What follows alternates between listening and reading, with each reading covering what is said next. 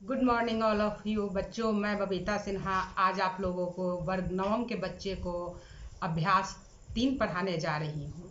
क्षितिज से पदभाग से अभ्यास 3 में आपका रसखान कवि के सवैये हैं। बच्चों, सबसे पहले आप जान जाइए कि रसखान कवि का नाम जो था वो सैयद इब्राहिम था। वे मुस्लिम थे। मुस्लिम होते हुए भी वे विठल दास से क्या किए थे? शिक्षा ग्रहण किए थे और उनसे शिक्षा ग्रहण करके वे ब्रजभूमि में ही निवास करने लगे थे। ऐसा माना जाता है कि कृष्ण जो है उनको दर्शन दिए थे और वे कृष्ण के क्या थे? बहुत बड़े भक्त थे।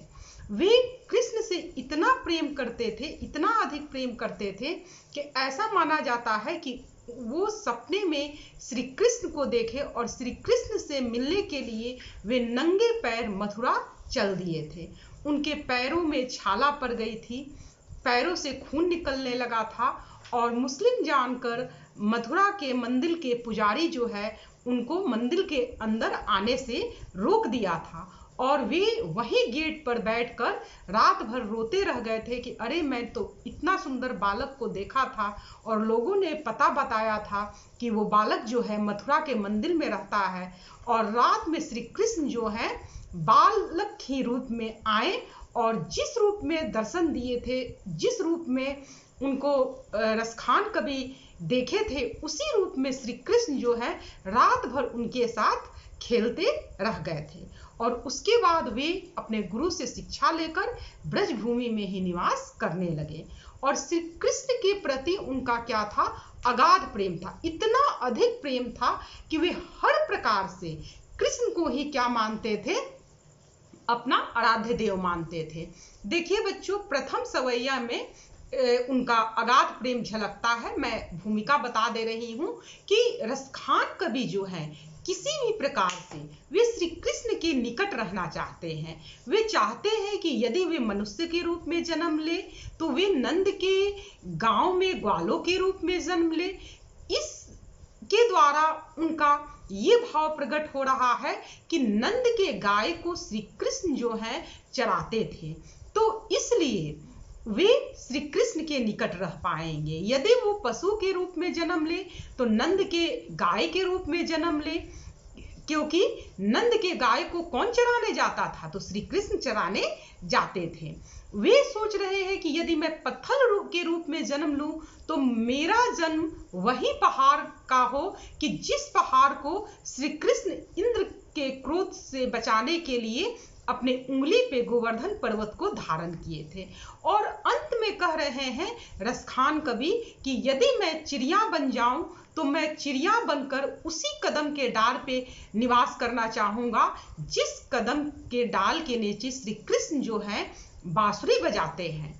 बच्चों ध्यान दीजिए बेटा, आपकी पहली सवैया जो है वो इस प्रकार है।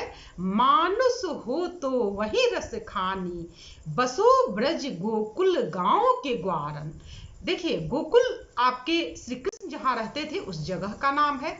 ग्वारन का अर्थ हो गया आपका ये ग्वाला। तो मानुष हो तो वही रस खानी।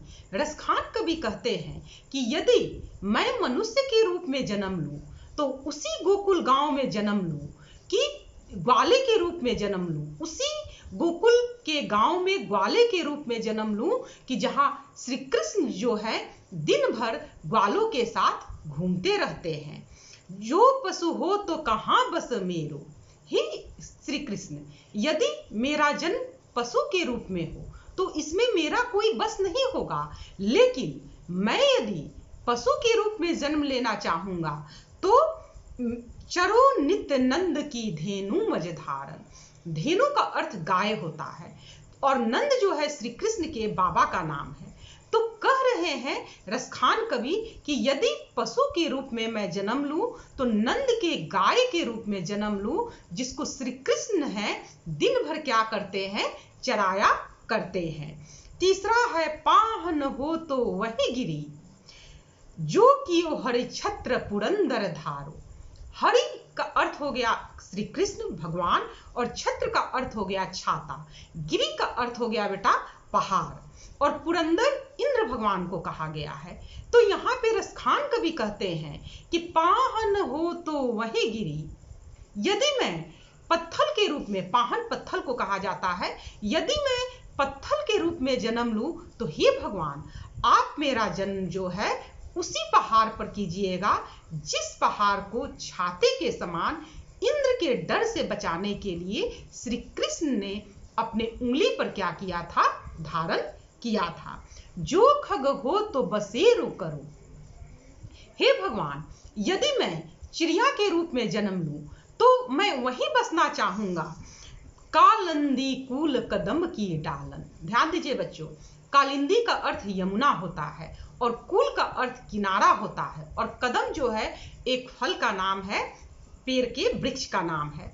तो यहाँ पे कवि रसखान कहते हैं कि यदि मेरा जन्म चिड़िया के रूप में हो तो मैं उसी जगह बसना चाहूंगा जिस जगह पे श्री कृष्ण यमुना के नदी के किनारे जो कदम का पेड़ है, जिस कदम के पेड़ के नीचे श्री कृष्ण बांसुरी बजाते हैं, मैं उसी पेड़ के ऊपर निवास करना चाहूंगा।